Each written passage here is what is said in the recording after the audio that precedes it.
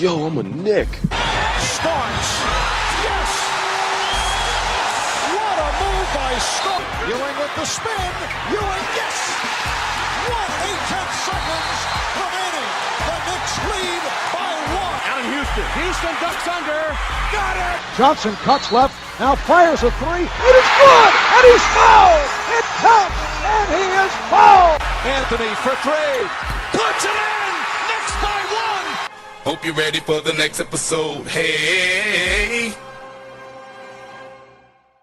Et parce qu'il faut toujours entretenir l'espoir, amis des Knicks, bonjour ou bonsoir. Notre équipe est de retour pour ce volet numéro 4 de notre podcast The Knicks épisode. Bonsoir Julien. Salut les gars. Bonsoir Johnny. Bonne année! Bonne année à tous, meilleurs vœux, santé. On vous souhaite le meilleur évidemment pour cette année. Donc dans ce 4e épisode, nous allons aborder les sujets suivants. Un petit tour de table de l'équipe concernant notre billet d'humeur, notre avis sur la performance des Knicks. Nous allons évoquer également le départ de David Fizdale ainsi que l'arrivée de Mike Miller. Le résultat que cela donne dans le jeu, l'impact. Et enfin évoquer la trade deadline et l'évocation des rumeurs. Et enfin, nous allons aborder l'actualité de notre association. Voilà messieurs, donc déjà c'est un plaisir de vous retrouver. Plaisir partagé. Oh oui, ça fait longtemps. Mais on est là, on est toujours là. Il y a eu les fêtes, les grèves, on a été quand même pas mal occupés sur la fin d'année. Et on a laissé tranquillement les Knicks jouer. Maintenant, il va falloir qu'on débriefe un petit peu tout ça. Donc effectivement, il est l'heure pour nous de faire un peu le bilan, voir un peu comment ça se passe, comment on entame cette année 2020, alors sur de bons auspices, des auspices un peu moyens à voir, à évoquer. On fera un petit tour de table. On va commencer déjà par Juju, voir un peu ce que tu en penses de ce début de saison. Oui, là on arrive pratiquement, on est à la moitié de saison maintenant du coup. Bilan mitigé. On a eu quelques bonnes nouvelles avant les fêtes avec le départ de notre grand ami Fizdale. Les Knicks ont arrêté le carnage et ont pris la bonne décision pour moi de le couper. Même si on avait le sentiment que soi-disant les joueurs étaient à fond derrière Fizdale. On a quand même vu, on va certainement développer un peu plus après, mais on a quand même vu le premier effet. L'équipe tourne quand même mieux. Alors c'est bien sûr, on a un bilan de 12-32 aujourd'hui, donc c'est pas non plus extraordinaire. Mais quand tu regardes les matchs, c'est quand même autre chose qui est proposé par les Knicks depuis l'apport c'est pas vraiment un apport parce qu'il était déjà là, Mike Miller, mais depuis qu'il a pris le pouvoir en tant que head coach, l'équipe tourne mieux et beaucoup plus cohérente. Donc ça déjà c'est une bonne chose. Après au niveau des joueurs, petite déception sur les derniers matchs, on va dire. Enfin, pas vraiment les derniers matchs, mais un peu avant de R.J. Barrett, qui a eu un gros coup de boue. Depuis le précédent podcast qu'on a fait, on a vu un petit Barrett, en délicatesse avec son shoot, ça toujours. Mais même, on le sentait en dedans. On en avait déjà parlé, je crois, avec Johanny. On le sentait un petit peu moins bien sur les derniers matchs. Le fameux Rocky Wall. Ça arrive plus ou moins tôt dans la saison. Ouais, depuis qu'il a mis son bandeau, c'était un petit peu mieux. Mais là, il est blessé, donc il s'est fait une petite entorse de mémoire. Oui, c'est ça. Barrett, semi-déception. Je pense qu'il a encore un gros potentiel. Il est jeune, on va pas tirer dessus tout de suite. Il s'améliore au lancer franc et au shoot. Ça pouvait pas être pire. Franchement, ce qu'il faisait, c'était catastrophique. Mais il y a une petite amélioration. Et puis, sinon, au niveau des joueurs, j'ai une petite satisfaction. Marcus Morris, même si c'est un gros croqueur, j'aime bien sa mentalité. Et sinon, Portis, j'étais très, très inquiet sur lui, et je le suis toujours. Ouais. Le mec qui te met des coups de coude, des coups de corde de la corde à linge en 4e quart-temps, faut lui dire que c'est pas du catch. Enfin, voilà, quoi. C'est du 2K, mais il s'est trompé de jeu, c'est NBA, pas WWE. Sacré Bobby, sacré Bobby. Ah, une belle introduction là, tu es bien en forme là, Jules. Alors moi, désolé, je vais plomber l'ambiance. Je vais plomber l'ambiance, qu'il faut qu'on ait quand même une petite pensée. Parce qu'il y a une personne qui nous a quittés en ce début d'année 2020, malheureusement, c'est l'ancien commissionneur David Stern. Donc, faut qu'on ait une petite pensée par rapport à lui. On est tous des fans, des supporters et des fans NBA, et c'est en partie grâce à ce monsieur Stern qui a favorisé l'expansion, la diffusion mondiale de ce sport, et de ce basket NBA.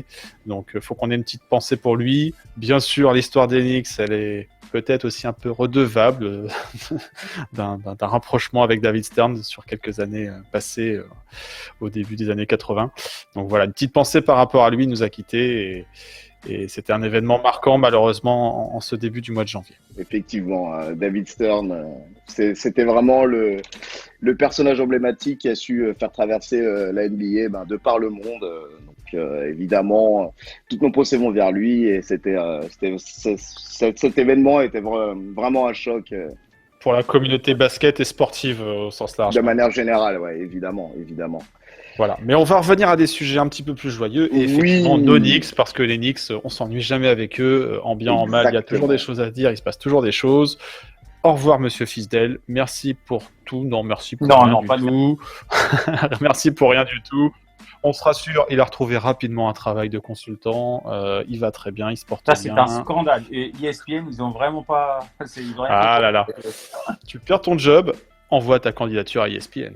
Non, mais voilà, bon, après, combien de temps il restera sur ESPN, j'avoue, je n'en sais rien, et c'est pas bien grave, parce qu'on a d'autres chats à fouetter que Monsieur Fisdel. Mais on est soulagé parce que, voilà, l'aventure Fisdel, elle a pas... C'est un flop, hein. La saison dernière, c'était une saison de tanking, on pouvait pas vraiment le juger sur ça. Par contre, sur ce qu'on a perçu de lui en début de saison, voilà, c'est beaucoup de communication, et finalement, pas grand-chose sur le terrain, donc on est soulagé d'avoir pu tourner la page. Les résultats des Knicks qui sont difficiles et en deçà de nos attentes, Monsieur Fisdel était en bonne partie responsable, mais pas que, les joueurs aussi. On n'a pas tout changé du jour au lendemain quand Mike Miller a pris l'intérim, mais voilà, il avait sa part de responsabilité et on est content d'avoir tourné la page. Non, puis après, moi je souligne aussi le contexte également, hein. Le contexte de son départ. Donc, il faut savoir que ça se passe début décembre. Les Knicks essuient leur 8e défaite d'affilée face aux Nuggets au Madison Square Garden. Évidemment, un blowout, 37 points d'écart. Donc. Ouais, double blowout. On venait de prendre une bonne rouste face aux Bucks chez eux. Bon, ce qui peut se comprendre. On était sur des adversaires qui étaient assez compétitif, mais voilà, ça faisait les blowouts de trop, quoi. Voilà. Ce qui a allumé la mèche, c'est la branlée qu'on a pris contre les Cavs à domicile, où là, on a senti que il y avait le feu aux poudres entre guillemets, et que c'était branle-bas de combat parce que déjà là, il était à 2 doigts de gicler. La presse s'était enflammée, même Dolan, qui est pas très présent, était visiblement très remonté. Ça a été déjà, à mon avis, une défaite très très mal vécue en interne. Ouais. Je sais plus sur quel match, justement, Steve Mills et Scott Perry ont fait une conférence. C'était contre Cleveland ? Oui, petite conférence de crise, ouais. Improvisée. Bon, les gars, faut qu'on s'excuse, on n'est pas content des résultats, mais on a confiance. Non, vous excusez pas si vous avez confiance. Donc voilà, donc il y a un peu un discours qui est un petit peu trouble de la part du front office. Eux-mêmes sont sur la sellette, il y a de nombreuses rumeurs de licenciements en approche. Voilà, ça drague Masai Ujiri des Raptors. Bon, on verra quelle sera la suite. Pour l'instant, on est dans une situation un petit peu transitoire avec l'intérim. Il n'y a pas eu de communication officielle de la part du front office des Knicks depuis le départ de Fisdel, c'est aussi bien curieux, mais je pense qu'on ne l'aura pas d'ailleurs, mais voilà, il se passe toujours des choses un peu étranges quand on parle des Knicks et de l'organisation. Mais on va revenir plus sur les terrains. Oui, de toute façon, on va assurer déjà la transition. Donc, départ de Fisdel, 18e, comme je disais, 18e défaite de la saison, un bilan de 4 victoires, 18 défaites. Du coup, ça nous laisse un bilan plus que négatif. Bon, on va pas parler de la première année non plus, comme tu disais tout à l'heure, avec une année record, malheureusement pour nous, avec 17 victoires et 65 défaites. Donc, il y a tanking et tanking. Là, c'est du tanking de luxe, c'est du tanking de luxe. Ouais, avec du panache. Voilà, donc du coup, voilà. Donc Mike Miller qui prend le relais.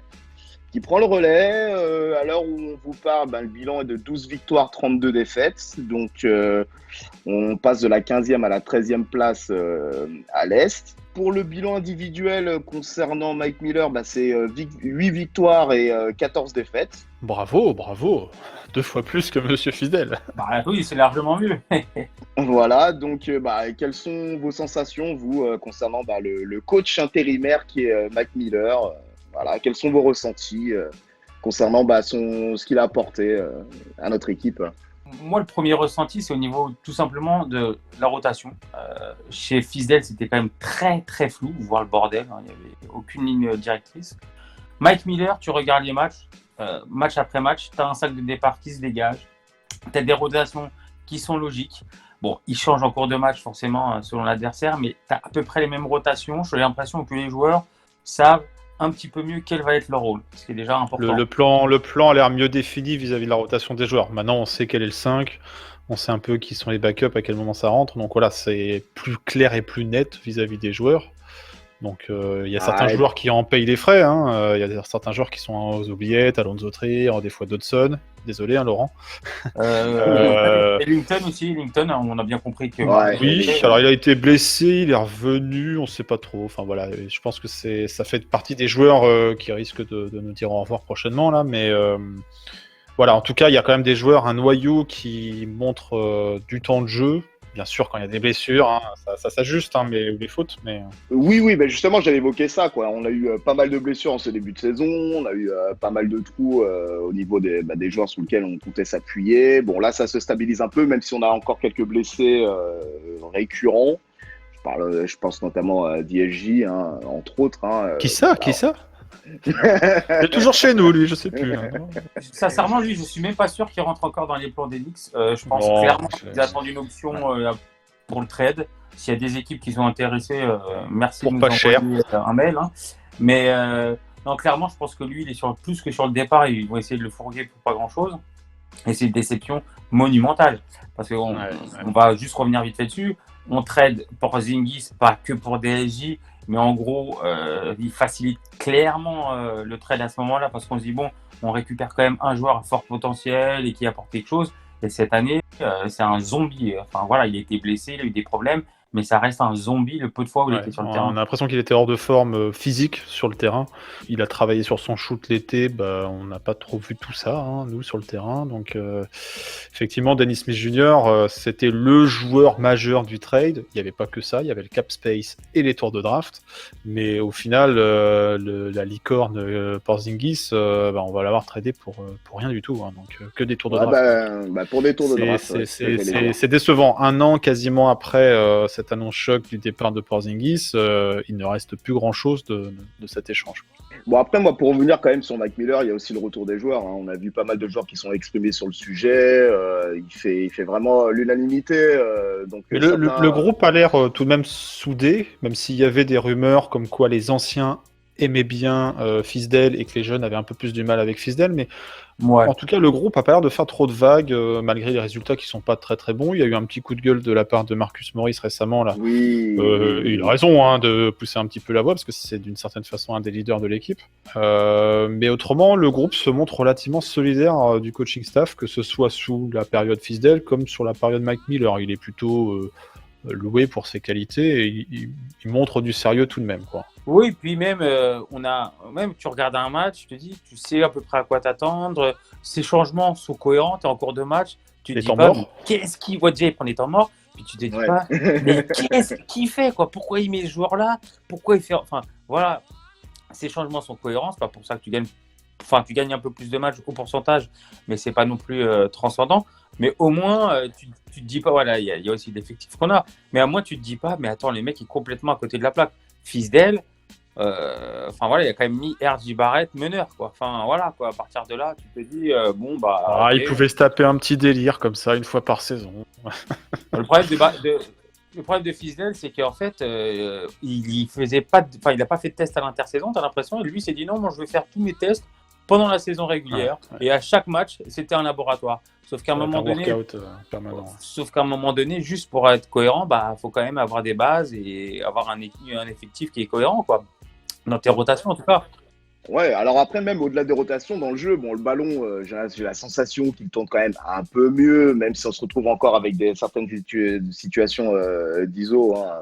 Bon, bah, on parle de Randle notamment. Hein. Enfin bon, bref, si vous voulez revenir, on viendra un peu plus tard. Et mais, Monsieur voilà. Maurice aussi, hein. Monsieur Ah, Maurice Maurice, il craque. est Hein, mon ami adepte de Maurice, hein. l'isolation. Donc, Et en défense, bah voilà, moi je constate qu'il y a quand même un peu moins de switch, un peu moins de défense un peu évasive, un jeu plus simple, efficace. Bon, voilà. avec un effectif limité, mais voilà, il fait de son mieux, je serais te dire, ce Mike Miller. Non, après, on constate véritablement un changement d'attitude, quoi. Donc, Oui.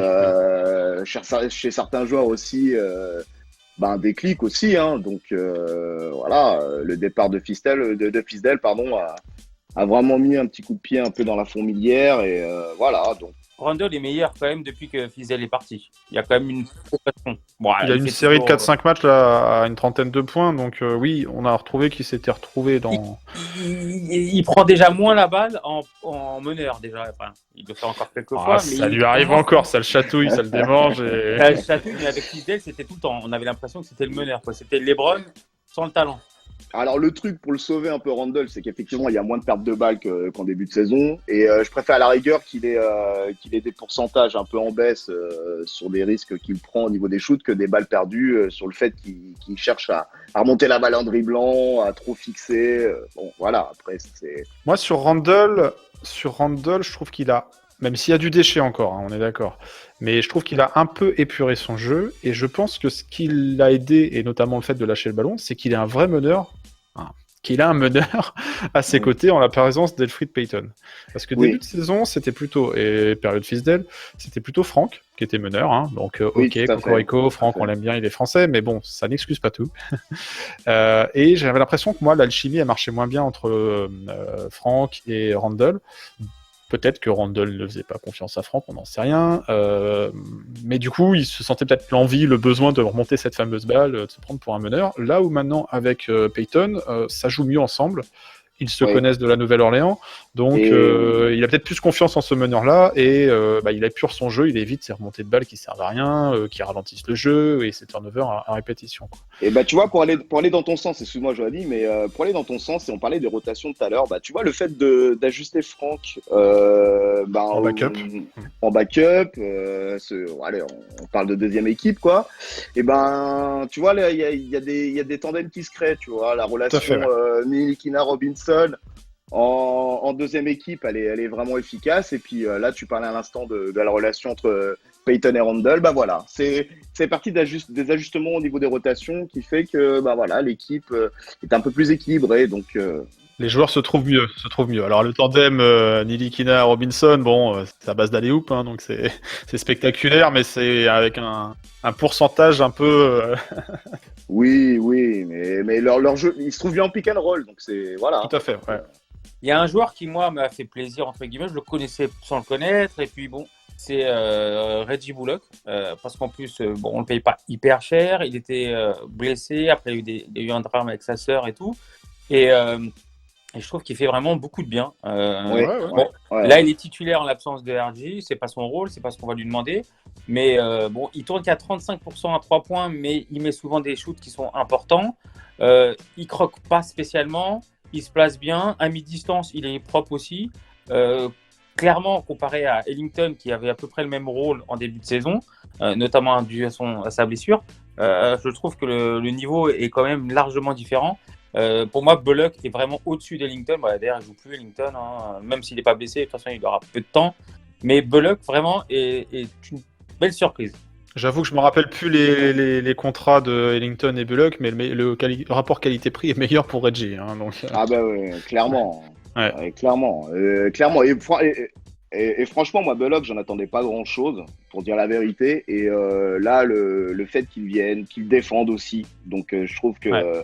il impacte défensivement, il est dissuasif. Il met ses 10 points par match, le gars. Il est solide aussi sur la ligne, ce qui n'est pas le cas du roster. Donc le mec au lancer franc, il tourne à 83% et ça soulage. Et voilà, donc non, une certaine stabilité. Alors après, effectivement, à 3 points, ça croque un petit peu, mais bon, C'est la NBA moderne, hein, faut s'y faire. Tout le monde va prendre des tirs à 3 points maintenant. Donc, C'est pas le 6e homme de l'année, mais je veux dire par là, voilà, le gars il est vraiment impactant et il fait partie également voilà, fait partie des acteurs majeurs des quelques victoires qu'on a pu récupérer en cette fin d'année 2019, quoi. Donc non, non, vraiment positif depuis son retour. Hein, je t'en rejoins totalement là-dessus. Hein. Et alors, Elfried Payton, vous le trouvez comment? Moi, perso, mieux que Franck, mais c'est quand même pas un meneur titulaire pour moi. Alors, on n'a pas le choix parce qu'on n'a pas autre chose. Kadi Malen ou quoi que ce soit, c'est pour moi, bon, je sais qu'il y en a chez Linux qui l'aiment bien, mais pour moi, c'est une blague. Franck, on lui a laissé sa chance, mais pour moi, ça sera jamais un titulaire. Payton, c'est pour moi un choix par défaut. Il fait mieux tourner l'équipe que les autres. Enfin, il y a personne d'autre, mais ça reste pour moi un meneur assez faible quand même. Moi, je trouve qu'il livre des prestations assez propres. C'est bien, Ouais. mais pas top. C'est pas du calibre All-Star, hein, loin de là. Il fait le travail. Ouais. Il fait le travail mieux que Franck, voilà, avec ses atouts. Niveau défensif, il est honnête. Moi, je le trouve plutôt. Voilà, je suis plus serein quand c'est Payton qui est sur le terrain parce qu'il y a moins de pertes de balles, de boulettes, de mauvais passes que Franck. Ça manque un petit peu de solutions offensives, c'est-à-dire de Oh, shoot. Lui, je trouve qu'il n'a pas de shoot vraiment fiable et il hésite encore un peu. Il distribue mieux le jeu, ses passes sont cohérentes, sa vision de jeu est correcte. Maintenant, je le trouve encore un petit peu tendre. Voilà, ça c'est mon avis. Alors après, il n'est pas facilité par ses blessures non plus. Hein. Donc le gars, il a eu pas mal de successions au niveau des blessures. Oui, alors il n'y a pas effectivement un shoot totalement fiable, notamment aussi. mais sur il les peut lancers planter à francs, 3 quand même. mais, Hein. il peut planter à peut 3. planter, il peut driver vers le panier. C'est quelqu'un qu'on ne peut pas laisser constamment ouvert, à l'image d'un Nilikina, hein, par exemple. Hein. Il est capable de pénétrer, d'apporter ses quelques points, et puis à la distribution, ouais, il fait bien tourner l'équipe, quoi. Pour moi, Donc, c'est clairement au-dessus de Franck, mais si on veut, enfin voilà, après c'est toujours pareil.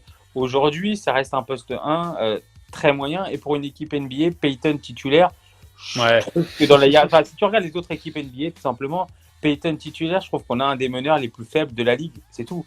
Enfin, c'est pas méchant contre lui, ça reste un joueur NBA, il a des qualités, il est capable de faire des choses, mais quand même, surtout que le poste 1 ces dernières années, c'est un des postes les plus fournis en talent dans la ligue. Bah, je suis désolé, Payton, c'est quand même pas extraordinaire au niveau talent. Hein. Enfin, voilà. Après, on savait très bien en le signant, mais c'est quand même vraiment pas terrible. Et C'est pour moi, correct, mais sans plus. voilà, le plan d'Enix, pour moi, c'était pas ça. C'était DSJ. Il pensait que ce gars avait un potentiel, qu'il allait être fort ou quoi que ce soit. Il est à la cave. Donc, tu te retrouves avec Payton, qui pour moi, dans leur plan, était le plan de B, et certainement Franck, le plan C. Bah, tu te retrouves avec le B en A et le C en B. Enfin, voilà. Et c'est plus compliqué que prévu, à mon avis. Bon, après, il a signé quoi? C'est pour 1 an, donc quelle sera la suite de ce Elfried Payton au Knicks? Bon, bien malin ce qu'il peut le dire aujourd'hui, quoi. bah, ça va être le fruit de la flexibilité, hein, de C'est l'année ça. prochaine. Bon, il y a peut-être il y a Meudier qui va être disponible. Je crois qu'il a 15 ans. Moodier. Non, Moodier, il s'épanouit dans les montagnes. À Denver, ça allait encore. À Salt Lake City, c'est pas mal. Donc, laissons-le à la montagne. Il est très bien là-bas. La montagne, ça vous gagne. Hein. Oh, voilà. Très bon slogan. Petit placement de produit, voilà. Et alors, en fait, moi, sur les réseaux sociaux, parce que vous le savez, hein, j'anime un petit peu les réseaux sociaux de la KNF, je vois beaucoup de messages de gens qui font « Mais qu'est-ce que c'est que ça? Onyx, vous faites jouer des joueurs, les anciens, les vieux, qui sont là pour 1 an, laissez la place aux jeunes. » Et alors moi j'ai un peu du mal avec tout ça, j'avoue, parce que je pense qu'aujourd'hui Mike Miller, il met les joueurs qui sont susceptibles de faire gagner l'équipe, parce que Mike Miller, il est intérimaire. Peut-être que si ça se passe bien, on pourra le prolonger, bon on verra tout ça, mais et il essaye de gagner des matchs avec l'effectif qu'il a, et le côté oui, en mettant les jeunes, on va les développer sur le terrain, mais il faut que les jeunes ils se fassent leur place, qu'ils gagnent leurs minutes, et qu'aujourd'hui, ce qu'on perçoit des Kevin Knox, de Dodson par moment, de qui d'autre, Mitchell Robinson, de Frank, c'est pas suffisant pour dire, tiens, garçon, file les clés, t'es titulaire, prends les minutes qui vont bien pour te faire tes stats, pour perdre des ballons, pour prendre des blowouts, et puis on va laisser les Morris, les Randall, tout ça sur le banc pour regarder les petits jeunes jouer. Moi j'ai l'impression que la communauté attend un développement, un tanking numéro 2 cette saison, et que c'est clairement pas le scénario, le plan. Non, il faut qu'on gagne un peu plus de matchs que les dernières. Fini le tanking, ça sert à rien, on a vu que ça nous a pas rapporté. Et sur les 4 jeunes que tu as cités, entre guillemets, il y a le cas Kevin Knox. Dans notre dernier podcast, on disait qu'il était surprenant en bien et tout. Il s'est effondré derrière. Rocky Wall. Ouais, Rocky enfin, Wall. là, ouais. Ah, sophomore Wall. Là, il est catastrophique. Et de tous les jeunes que tu as cités, je dirais que quand même, même s'il a des gros défauts, que ce soit, Robinson reste le joueur qui, potentiellement, est le plus intéressant. En tout cas, Ouais. Dans le sens où là, il s'est un peu discipliné là sur les fautes subies. Il y a vraiment un effort à ce niveau-là, donc ça l'a. Du coup, il a gagné quelques minutes au niveau du temps de jeu. Dans la rotation, le retrouver en deuxième rideau, écoute, moi, ça me pose pas plus de problèmes que ça. Non, parce que Taj Gibson, il fait le taf. Hein. Alors Tout à après, fait. c'est pas le plan du futur, Taj Gibson, mais bon, tu le ouais, fais puis démarrer Taj parce Gibson, il commence le que match, mais derrière, il fait pas grand. oui, il a pas énormément de minutes de jeu, on est d'accord, mais voilà, il est vaillant. Ouais, Hein, derrière, c'est un il guerrier, commence, Taj Gibson. il installe une énergie positive. Oui. Et puis d'une certaine façon, il évite que Mitchell Et trop de fautes dès le départ. prenne des fautes d'entrée de jeu et se grille. C'est Et ça. voilà. Après, tu le vois C'est plus. ça. Quoi. Et puis en plus, hier, il y avait un match contre Cleveland et tout. J'ai fait gaffe à Taj. Il taffe bien au poste. Il a encore des moves intéressants. Et du coup, il fatigue quand même le pivot adverse dès le début. Après, il a pas 40 minutes dans les jambes, Gibson. Et du coup, après, quand Robinson rentre, c'est déjà un peu plus facile pour lui. Tu vois, le travail est fait. En plus, Robinson est quand même hyper énergique, hyper chiant à contrôler. Donc, pour moi, c'est une bonne surprise, Gibson. Hein. Je le pensais cramé. Bon, il va pas faire, comme je te dis, il va pas faire 40 minutes, mais il fait le taf et il le fait correctement. Non, mais voilà, tu parlais de l'utilisation la judicieuse là, de Gibson. Gibson, quoi, c'est 16 minutes. Mitchell, il a quand même ses 22 minutes par match. Donc Ouais, voilà. il a des je veux minutes dire, quand même pour s'exprimer. C'est pas comme si exactement. ces joueurs étaient benchés et qu'on ne voyait jamais. Alors oui, Alonso C'est ça. Trier, il est benché. Lui, je sais pas quel sera son avenir à court terme. Mais nos jeunes ont des minutes de jeu. C'est faux de dire oui, les jeunes ne jouent pas, ils ne peuvent pas se développer. Ils ont des minutes de jeu, ils sont pas titulaires, mais c'est pas parce que t'es jeune que t'es titulaire. Hein, c'est pas comme ça que ça marche en NBA. En dehors de RG, mais voilà, ils ont matière à s'exprimer en seconde unit, et c'est pas des gros mots, fait d'être backup. Hein, non, là, cette saison, on essaye d'avoir plus de résultats collectifs. C'est sûr que l'effectif, il risque d'être peut-être encore complètement différent la saison prochaine, parce qu'on est sur beaucoup de contrats courts. Mais c'est aussi au contact de joueurs expérimentés que les jeunes vont apprendre, quoi. Donc, on verra si, arrivé au mois de mars, il n'y a plus rien à jouer, après la trade deadline, ce qu'il en est, mais voilà, les jeunes ont quand même matière à s'exprimer, quoi. Tu penses qu'au mois de mars, on sera à 3 places des playoffs? À 3 victoires des playoffs? Ah, on n'est pas loin du spot 8. Non, je déconne. Non, j'ai jamais cru cette année, non, je vais pas se mentir, mais non, mais voilà, ça va dépendre de la dynamique. Si on enchaîne les défaites et aussi des mouvements, hein, on va peut-être venir dessus, mais C'est notre ami Fizdel qui, après une défaite lamentable, nous disait oui, mais dans la conférence Est, on est c'est plus loin. encore possible, on est plus très Non, loin. mais ça, c'était scandaleux. Sur un gros malentendu. Ouais. Ouais, ça, c'était c'est honteux quand même. scandaleux. C'était notre gueule. Non, mais clairement, là, c'était Oh là là. c'était Ah, c'était catastrophique, ça. un beau tour de magie, quoi. Tu te fais croire que l'équipe, elle est compétitive, alors que pas du tout.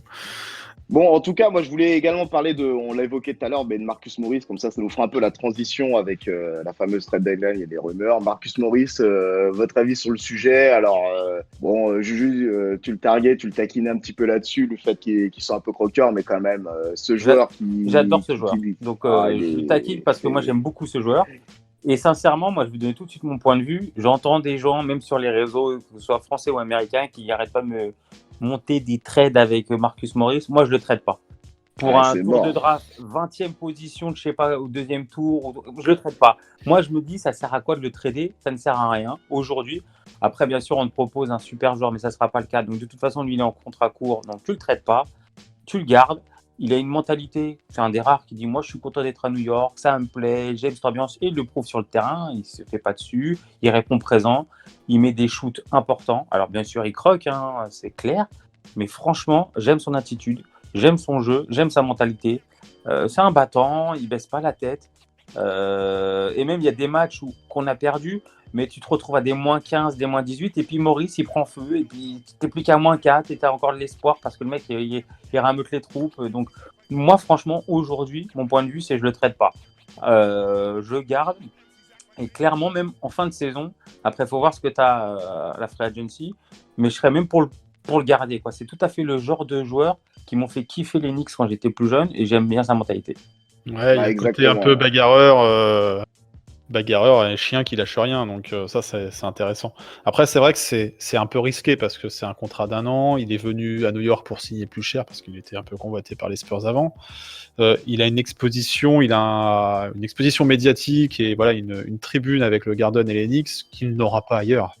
Il a quand même joué dans des équipes qui étaient plutôt sympas. Hein. Quand tu joues aux Celtics, c'est des équipes compétitives. Voilà, quand tu viens aux Knicks, tu rétrogrades un petit peu en termes d'ambition sur la saison. Mais par contre, il a une exposition, il a des stats, il fait la carrière de sa vie pour l'instant. La saison de sa carrière pour l'instant. 19 points le mec par match. 19 ouais. Beaucoup, ouais. Hein. Et puis un rôle de leader, il avait c'est sorti à 37, et attends, 38, il y a 45 points, 45% je crois à 3 points. Et c'est trop de dingue quand même. Et en plus, là, hier soir, donc là, durant le match contre les Cavs, il y a la MSG là, qui nous faisait tourner une petite stat, notamment sur les nombres de 3 points convertis par match. Et Marcus Morris met plus de 2,5 3 points par match. Et niveau Knicks, ben, on rentre dans la comparaison avec des John Starks, on rentre dans la comparaison avec des J.R. Smith, enfin des vrais snipers que l'on a pu connaître dans l'effectif. Et voilà, donc non, ça mesure un peu l'impact que peut avoir ce joueur dans l'attitude. Il me rappelle des combos de pas mal de joueurs. Moi, je le vois jouer. Effectivement, il y a une petite pensée à du Rashid Wallace mélangé avec du Carmelo Anthony, mélangé avec... Enfin bon, bref, dans l'attitude, moi je le trouve, et dans l'impact sur l'équipe, je le trouve vraiment essentiel. C'est le rayon de soleil vraiment dans l'effectif. Et non, c'est... Et clairement, il était absent 2 ou 3 matchs là, il n'y a pas longtemps. Et franchement, ça se ressent. Ça se ressent et ça saoulait de regarder le match, sincèrement. Exactement. Il n'y a pas ce petit grain de folie à un moment donné. Il va peut-être prendre 3-4 shoots, mais il va faire ça. Il va partir au lay-up, il va avoir un N1. Enfin, il y a ce petit côté à un moment donné en plus. Ouais. Et franchement, après, dès qu'il a le ballon, par contre, tu sais qu'il part pour attaquer le panier. J'étais quand même déçu sur la fin de match. C'était quel match là, contre les Sixers où il nous fout un panier clutch et puis après il y a 20 secondes de jeu et on a la balle de match quoi. Il y a une balle pour gagner le match et il s'enferme et il file la patate chaude à Randle sur la ligne. Enfin bon, là on s'est complètement craqué. Mais c'est vrai qu'en dehors de ça, c'est un joueur qui a pas peur de prendre ses responsabilités. Il est là pour apporter du scoring. En défense, voilà, il est correct. Mais voilà, il est très précieux aujourd'hui dans l'état de l'effectif des Knicks. Après, je comprends aussi les gens qui se disent ouais, faut le trader parce qu'il a une valeur bankable, quoi. C'est un contrat expirant. Tu te dis que pour récupérer quoi on sait pas drafter. On va récupérer un fin de premier tour pour récupérer n'importe quoi. Nous, c'est pas notre jeu. Si c'est juste pour récupérer des tours de draft, moi je vois pas l'intérêt non plus. Et au-delà de ça, c'est si tu fais venir quelqu'un, quels sont les joueurs que tu es susceptible de proposer pour l'entourer dans l'effectif actuel. Donc il y a ça clairement. aussi. Là, tu perds un joueur de 19 points avec un gros mental et un impact sur le collectif énorme. En plus, visiblement, dans le vestiaire, il parle, il a l'air d'être assez présent avec les jeunes. Et en plus, au début de saison, moi, c'est perso, j'avais peur qu'il soit un petit peu ingérable. C'est pas un bon retardement. Voilà, quoi. Qui pète. Ouais, voilà. Et en fait, pas du tout. Il a pris son rôle très au sérieux. En tout cas, ce qui en sort. Et sur le terrain, il répond et il montre le bon exemple. Il n'a pas pété. Au contraire d'un Portis, il n'a pas pété des câbles. Nous a pas fait sur le premier match de pré-saison contre Washington, quand il éclate le ballon là sur. Ouais, voilà. Justin Anderson, je sais plus quoi. En pré-saison. Donc on s'en fout là. Il est très bien. Ça a régalé là à ce moment-là.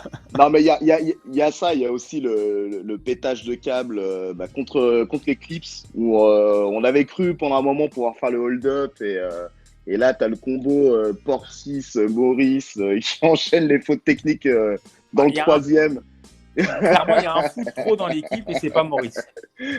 Non, c'est pas Maurice. Alors, c'est plus Portis qui nous fait le back-to-back de la manchette. Hein. Le mec, il se prend 25 000, une expulsion sur un match, et le coup d'après, il refait ça. Quoi. Tu fais, mais t'as pas compris, mec. Ah là là. Mais non, mais voilà, Maurice, il annonce, il dit vouloir rester. On verra bien cet été. Parce que quand même c'est un joueur qui est convoité. Tu te dis que chez un Contenders, il peut apporter et on peut comprendre l'intérêt de certaines franchises pour lui. Après, est-ce que c'est l'intérêt des Knicks de le faire partir? S'il veut rester, pourquoi pas? Est-ce que c'est un joueur sur lequel on va reconstruire et tout, et c'est le joueur du futur? Pas forcément, mais en attendant, il fait le boulot, il apporte ses points et il apporte l'énergie et du leadership, quoi. Et en tout cas, moi, je vais préciser quelque chose de capital. Clairement, si je peux, je prends son maillot Omega Trip. Hein, voilà. Pour moi, c'est important de le signaler. Il est déjà sold out, le maillot. Il est déjà sold out. Annoncé compte double, voire triple même. Donc effectivement, sur Maurice, on parlait des contenders. Il y a les Sixers notamment qui sont dessus, les Clippers qui sont dessus. Bon, bref, il y a vraiment du monde au balcon. Hein, moi, les Sixers, je pense que ça peut être un candidat dangereux pour essayer de le récupérer, parce qu'accessoirement, le garçon, il est de Philadelphie, quoi. Et quand il a annoncé venir aux Knicks plutôt qu'aux Spurs, il n'a pas dit que c'était pour l'argent, il a dit que c'était pour se rapprocher de sa famille. Donc, la famille étant à Philadelphie, petit contender qui a du mal à trouver son rythme aussi. Bon, mais il faut voir, pour récupérer quoi, c'est pas l'intérêt des Knicks de le faire partir, quoi. Il sera backup de Toby. Ah bah si, ils peuvent nous refiler, comment il s'appelle, Trey Burke. Trop drôle. Le Iverson du pauvre. Mais non, le Iverson du pauvre, il est très bien à Philadelphie, quoi. Il joue même pas là-bas. Non. Kylo Quinn, récupérer Kylo Quinn. Voilà. Je pense qu'il y en a qui aimeraient bien, mais voilà, non, gardons Maurice. C'était pas un mauvais bougre, Kylo Quinn, mais franchement, Maurice, c'est une autre classe, c'est autre chose.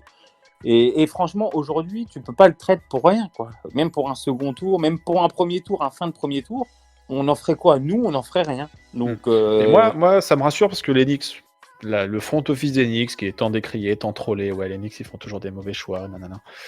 Bah, finalement, ce qui est sorti de façon plus ou moins officielle au niveau de la com des Knicks, c'est de dire non, mais nous, les gars, oubliez-nous, on n'est pas là pour trader nos assets pour avoir des tours de draft et autres. Si on veut des joueurs, si on veut récupérer des joueurs, c'est des joueurs d'impact qui ont un potentiel de titulaire, quoi.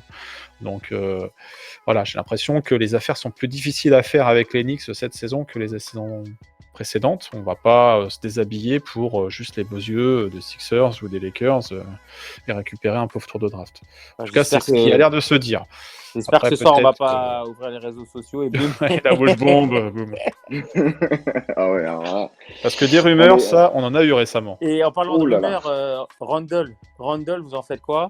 Randle, écoute, moi, pour moi, on le garde pour le moment, tu vois. Donc après, monnaie d'échange, alors là, ce serait pour vraiment un top player. Mais, parce qu'il a 4 ans, lui. Enfin, il a 3 ans et demi maintenant. 3 ans, il a 3 ans. Ouais. Plus un, non? Alors oui, je crois que c'est un 2+1. Ouais, t'as raison. Il me semble que c'est un 2+1. Mais voilà, donc effectivement, alors, il y en a beaucoup qui veulent déjà le lâcher, mais en attendant, ça sera une erreur. Ça sera une erreur. Exactement. C'est un peu la grosse recrue, hein, entre guillemets, sur la free agency de cet été, fin de l'été passé. Ça sera un aveu d'échec, quoi, de dire bon, il est à peine arrivé que c'est bon. Et puis il fait le taf. Il fait le taf quand on était tous les trois ensemble et tous ceux qui étaient avec nous au Canon, mais contre Miami, franchement, tu le vois, enfin voilà. Ouais, il a été l'équipe à gagner, bien sûr. Et même en général, il fait le taf, quoi. Il met ses 19 points, c'est pratiquement 10 rebonds. Quand il est pas sur le terrain, quand même, bah il y a un manque. Hein. Quand il était pas là, parce que bon, sa grand-mère est décédée pendant les 2 matchs. Oui. Clairement, bah tu sens que l'équipe est vraiment moins forte. Sincèrement, quand il n'y a pas ni Maurice ni Randle, l'équipe est moins forte. C'est pas le cas pour tous les autres joueurs. Ces 2 joueurs-là ne sont pas des franchise players, mais aujourd'hui, dans l'effectif actuel, c'est les meilleurs joueurs qu'on a, quoi. Donc, s'en passer est difficile. Randle, non, laissons encore un peu du temps, de la chance, pour voir si peut faire quelque chose avec lui. Si on est en mesure de l'accompagner l'année prochaine avec un joueur un cran au-dessus, quoi. Donc, c'est un lieutenant, c'est un bon lieutenant, je pense. C'est un stretch fort, hein, je veux dire, il a un peu de shoot à point. Donc en fonction de qui on met dans la raquette, ça peut avoir une très bonne combinaison. Donc, parce qu'il y avait la rumeur Drummond et oui, c'est ça. J'ai regardé un peu plus les matchs des Pistons, j'en ai regardé 2-3 et j'ai vraiment peur que Drummond, les mecs soient un peu pas cramés, mais qu'ils soient quand même voilà, dans une phase descendante. Après, il est peut-être démotivé aussi. Il sait peut-être que non, mais même d'ici physiquement, février, il... physiquement, il n'est pas affûté. Ouais. Je sais pas si tu vois ce que il a je veux dire. toujours Il eu est pas... un morphotype de gros nounours quand même. Ouais, mais là, à part quand il était tout jeune, enfin sur ses premières saisons, mais il a vite pris de la masse et puis pour c'est moi, un pivot un peu à l'ancienne, quoi. Ce serait typiquement le contrat toxique pour. Enfin, là, il est en fin de contrat en fin de saison justement, mais c'est le genre de gars. Tu transfères en mi-saison, tu lui donnes la blinde en fin de saison, c'est le contrat toxique d'un mec qui vivait sur ses double-double énormes de moyenne et qui va dégringoler. Un peu comme DeAndre Jordan aujourd'hui, qui est plus du tout le joueur qu'il a été. Après, les gens font... Enfin, quand on parle des rumeurs autour des Knicks, on entend tout et généralement les échanges ou les signatures qui se font, c'est pas ce qu'on entend veut dire dans les rumeurs. Donc, mais les gens ont aussi tendance un peu à cracher sur Dédé Drummond. C'est pas non plus le dernier venu. C'est pas le tout meilleur pivot de la ligue, mais c'est pas loin, pas les derniers non plus, quoi. Donc ça pourrait apporter une présence réelle défensive dans la raquette parce qu'on s'est fait quand même marcher dessus contre Montrezl par les Clippers. Contre les Lakers, c'était pas beaucoup mieux. Donc on voit que notre raquette elle est faible. Hein. Mitchell Robinson, il est bien gentil. Aujourd'hui, il fait pas le poids face à des pivots de métier. Donc oui, on peut être patient, voir le potentiel, attendre son développement. Moi, je suis pas aussi rassuré que ça sur l'avenir de Mitchell Robinson. Il a encore beaucoup de travail à accomplir pour avoir un rôle de titulaire à proprement parler, d'être un vrai défenseur, un vrai rim protecteur. Et je me dis que voilà, un Dédé Drummond, ok, certains vont dire ça va freiner son développement, mais il en est bien loin aujourd'hui d'avoir cette présence-là dans la raquette, quoi. Et puis moi aussi, il y a autre chose pour aller un petit peu plus loin. C'est ok, on parle de Drummond, mais il y a aussi ce que veulent concrètement Détroit. Donc Détroit, clairement, pour Drummond, les gars cherchent vraiment du choix de draft. Randle et Frankie. Ils cherchent essentiellement du choix de draft. Donc nous, c'est quoi? Est-ce qu'on met par terre nos tours de draft qu'on a réussi à récupérer dans le transfert de Porzingis, à assainir également les contrats, tout ce qu'on avait lâché pour faire venir Melo, même Bargnani aussi, on peut en parler. Enfin bon, bref, et tout cet effort-là pour récupérer de la flexibilité, récupérer des tours de draft, est-ce qu'on doit sacrifier ça pour André Drummond? Donc, le front office des Knicks a l'air de dire non, on se donne rendez-vous les prochains si Dédé Drummond veut venir. Hein. Donc, limite, ça c'est rassurant, ça veut dire qu'on apprend de nos erreurs. Déjà, Drummond n'a pas annoncé vouloir venir à New York coûte que coûte. Les Pistons veulent s'en séparer parce qu'ils savent très bien qu'ils vont tourner la page, qu'ils veulent récupérer quelque chose en échange. Après, voilà, on parle d'une fin de saison sans garantie que le gars y re-signe. Tu te déshabilles pas de tous tes assets. Ouais, c'est ça, parce que là, on parle d'assets. Là, la franchise, elle a quoi? Elle a 7 choix de draft sur les 2 prochaines saisons, dont 3 au premier tour. Donc, est-ce qu'il faut les garder? Je suis pas persuadé non plus, parce que voilà, mais les jeunes. Projet jeune à New York, franchement, moi, c'est de la rigolade, on le verra jamais, quoi. Au-delà de la draft, au-delà de la free agency, on a quand même une carte à jouer au niveau des trades, mais je pense pas qu'il soit nécessaire de se précipiter cette saison, quoi. Pas de précipitation là sur février. Si une occasion se présente, pourquoi pas. Moi, sur le cas de Drummond, je me disais why not, mais pas à n'importe quel prix, quoi. Pas à n'importe quel prix. Si c'est pour lâcher du Dennis Smith plus Ellington plus un package qui match en termes de tarifs, et pourquoi pas un tour de draft, voilà, mais pas à n'importe quel prix, et aussi avec un peu de garantie vis-à-vis de la suite par rapport à ce joueur, quoi. Donc, ça, je pense que ces conditions sont pas réunies. Il voulait plutôt récupérer Randle, non. Non, clairement non, c'est pas une bonne idée. De toute façon, là, aujourd'hui, sur la trade deadline, qu'est-ce que peut faire New York? Quel est l'intérêt de New York? Et quels sont les joueurs dont les autres équipes ont envie et que nous, on a envie de se débarrasser? Les joueurs à potentiel, t'as Nilikina, t'as Knox, t'as Robinson. Après, Robinson, il bougera pas. T'as du Dennis Smith Jr. Dennis Smith Jr., voilà, la fini, Trailleur également. Ellington, c'est pareil. Voilà, on a des assets, on a des jeunes. à un moment, il va falloir soit patienter plusieurs saisons pour qu'ils se développent et construire autour d'eux l'avenir d'Enix. Moi, j'en doute fortement. Soit, bah voilà, ça sert de monnaie d'échange pour récupérer des joueurs dont l'aventure est finie dans les équipes actuelles, quoi. Mais c'est difficile d'identifier ces joueurs-là, quoi. A priori, DSG garde encore une petite cote, visiblement, parce que j'avais vu Minnesota et je crois qu'il y a une autre équipe aussi, mais je ne me rappelle plus, qui était plus ou moins chaud pour récupérer Ouais, ce doucement quand joueur. même. Après, contre quoi, ça, je ne sais pas. Mais voilà.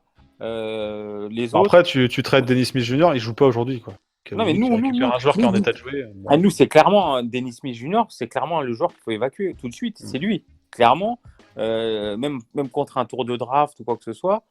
Pourquoi pas être. Voilà. Parce qu'aujourd'hui, de toute façon, il joue pas. C'est un échec total. Donc, si quelqu'un a envie de le relancer, super. Pourquoi pas, ouais. Pourquoi pas. Après, Franck, on n'a pas de backup s'il part. certaines valeurs marchandes, certaines équipes croient en lui. Détroit, à un moment, elle l'avait un peu scouté, enfin, avait des vues sur Franck. Voilà, ça pouvait paraître crédible vis-à-vis du transfert avec Dre Drummond, mais bon, faut voir le package. Donc, bon, je sais pas. En tout cas, l'effectif actuel, il est un peu bancal. Les contrats courts, on va pas signer tout le monde pour un an. Voilà, il y a plein de joueurs qui vont pas vouloir recontinuer en l'état. Il y a des questions qui se posent, mais voilà, on va scruter ça, les mouvements d'ici la trade deadline. On est impatient de voir tout ça quand même. Ouais, mais j'ai pas la sensation qu'il va y avoir un tremblement. Je sais pas. On n'a pas beaucoup de marge de manœuvre non plus, quoi. On n'a pas. Je pense que ça va être des petits ajustements, mais il y aura rien. Au maximum, ça sera un jour de la valeur de Bullock, et encore, je dis bien au maximum. Ouais. On risque d'être déçus, quoi, en fait, quoi. Trade deadline, pour ceux qui attendent des choses, ça risque d'être un peu ouais, bof. Non, mais après, évidemment, on est à New York, les rumeurs vont circuler. Ça, de toute façon, on sait ce que c'est. Hein. On connaît bien la franchise, ça va beaucoup jaser. Mais voilà, moi, j'ai pas le sentiment qu'il va y avoir grosse révolution. Effectivement, ajustement possible, mais ça va pas être la course à. Alors, attention, parce parallèlement, il y a le front office qui annonce quand même que s'ils font un mouvement, donc on est vraiment dans le conditionnel.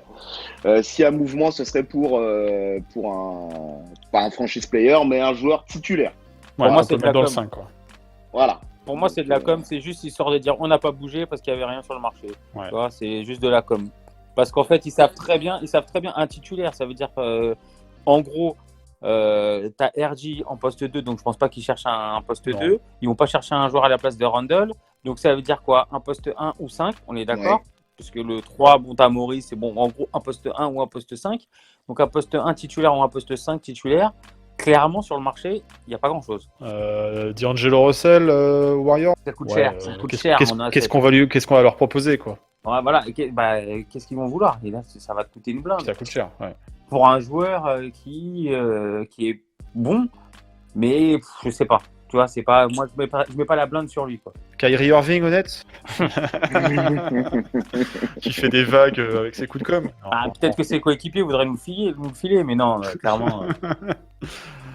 Contre une boîte de donuts. Mais non, mais voilà, ouais, ça semble. Voilà, je pense qu'on n'aura pas énormément de possibilités. Et un autre élément qui, moi, me fait pressentir que ça va pas énormément bouger d'ici le 6 février, c'est je pense que le front office est un petit peu aussi plus ou moins sur la sellette. Et faites pas de mouvement, les gars. Si on vous remplace cet été, l'idée c'est pas d'avoir des contrats un peu foireux et de plus savoir s'en dépêtrer, donc touchez à rien, on verra ça cet été, quoi. Et les mouvements pourraient avoir lieu déjà vis-à-vis du front office. Alors il y avait la rumeur Masai Ujiri, donc on va pas recruter des joueurs, on va recruter du front. Mais par contre, il faut lâcher des tours de draft. Alors ça, Est-ce qu'on va recruter également un coach aussi, tu vois Tout à fait, ouais.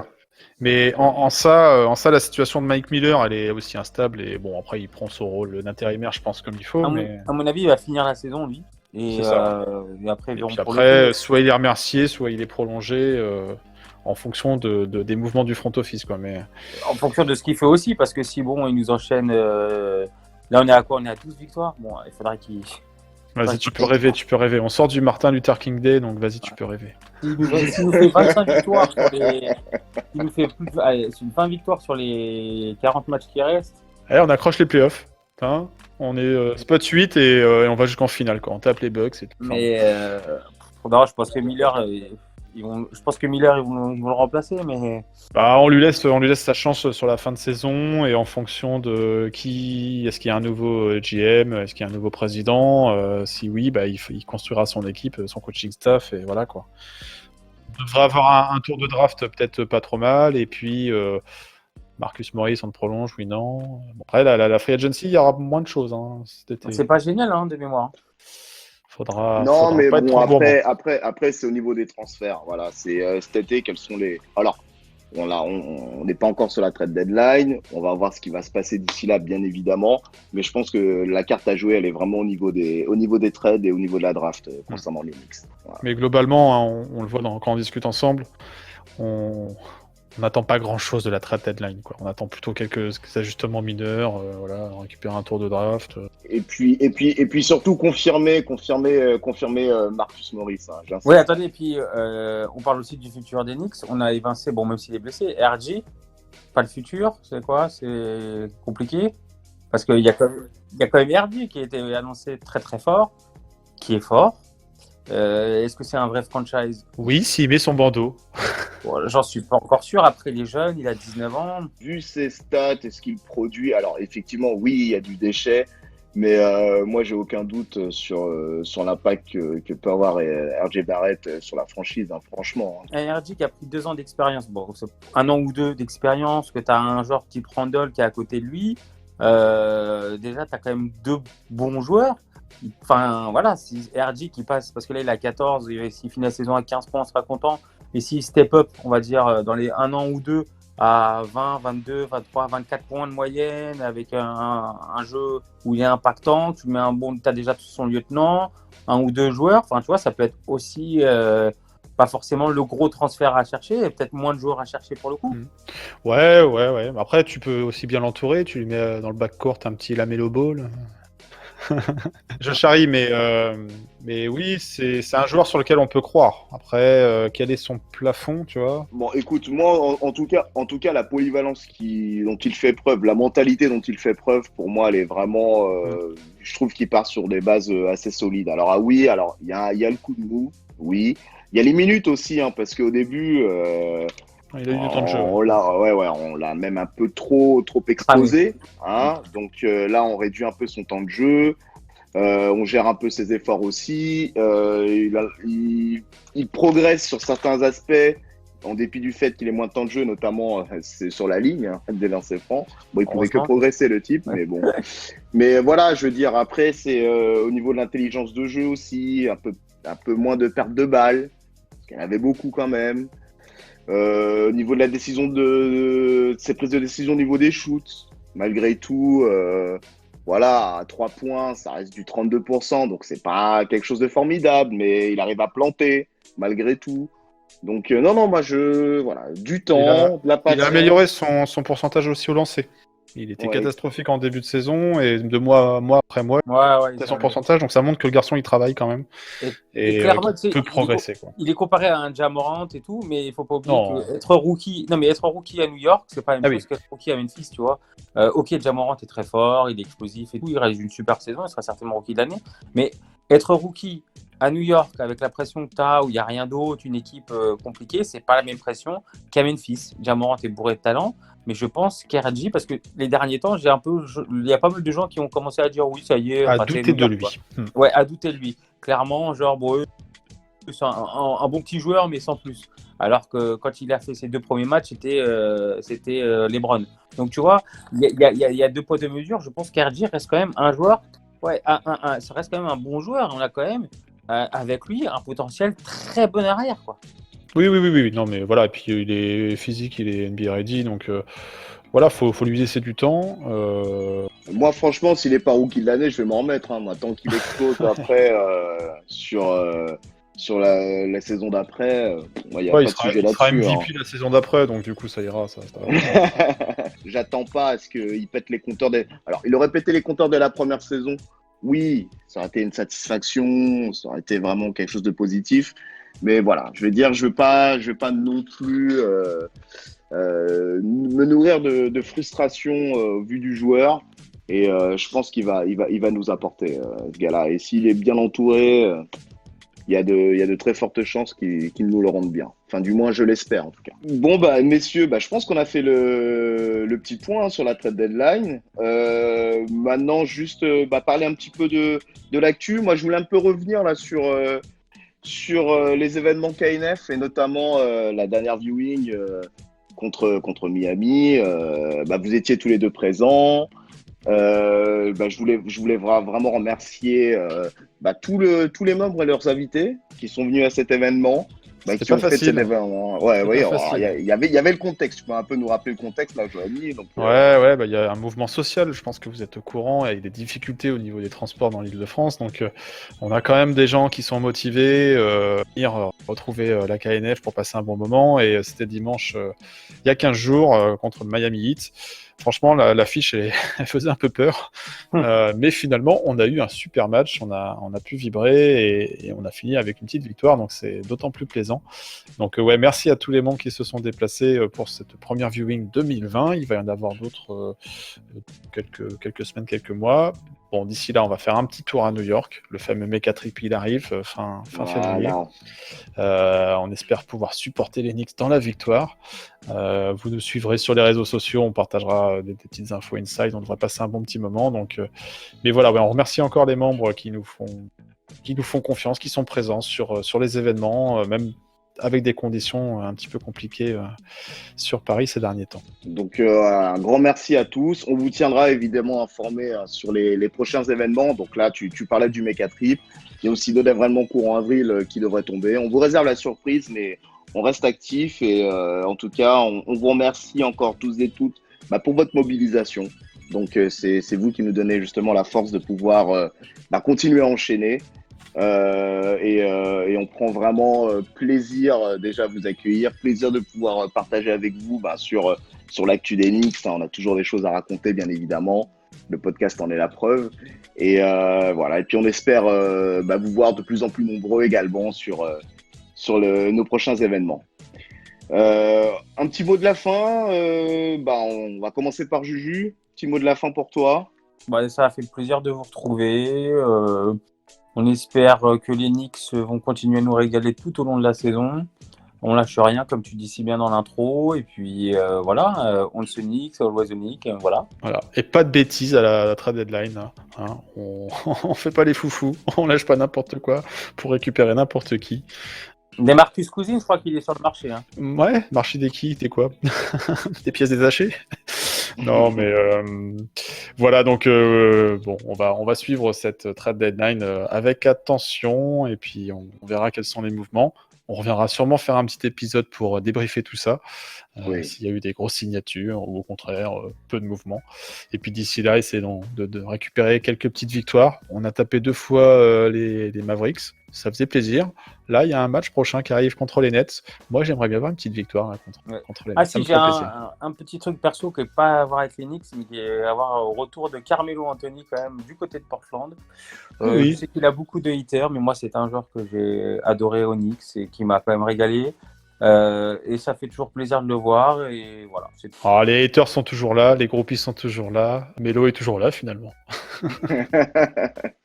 Effectivement. Bah, après on aura un calendrier peut-être un peu plus clément sur le mois de février. Donc oui, moi j'espère avoir quand même quelques victoires. Avoir quand même une équipe, parce que j'ai senti les frétillements là, depuis, on va dire, post-départ Fisdale avec quelques victoires significatives, même si elles sont peu nombreuses. Mais voilà, une équipe de nouveau agréable à voir jouer, qu'on prend plaisir à regarder et surtout qu'on garde notre flexibilité et notre pantalon accessoirement post-trade deadline. Moi, c'est tout ce que je souhaite. Non, pas de folie. coups, ouais, voilà, pas de coups faits dans la précipitation, pas de coups désespérés. Après, si Giannis veut venir, Randle, je veux bien. On peut s'arranger. Oui, évidemment. Il sera à Paris, Bah, il est à Paris en ce moment, ou il arrive à Paris, donc Moi, je devrais m'infiltrer rapidement là sur le NBA Global Game. S'il y a moyen de lui passer un petit contrat Knicks, je vais essayer de faire ça. Ou au pire, une adhésion à l'association. On va voir. Voilà. Et puis, à défaut de porter le jersey des Knicks, le t-shirt de l'assaut, c'est Voilà. toujours ça de gagner. Hein. Les petits placements de produits, c'est pas gagné. Hein. Je parle Tu pas leur ramènes un bon grec de Saint-Mich, il va être aux Antilles. Ok, messieurs, bon, en tout cas, moi, je vous remercie. Je tenais à vous remercier. Et également, un grand merci à tous et à toutes pour votre écoute, pour votre soutien également. On a eu beaucoup de retours positifs et beaucoup d'attentes sur ce nouvel épisode. Et je tenais vraiment à souligner cette phrase. Knicks un jour, Knicks toujours. On est bien évidemment ensemble et on espère vous retrouver très bientôt pour un prochain podcast. Julien, merci à toi. Passe une bonne fin de journée ou de soirée. Merci à vous, bisous. Et bonsoir à toi, Johanny. Ouais, pas de bisous aussi, hein, tant qu'à faire. Merci Voilà. à vous et à très bientôt pour le prochain épisode. On vous embrasse fort et à très bientôt. Au revoir. I always will be a Knick, always will be a New Yorker. Thank you very much. Hope you're ready for the next episode. Hey.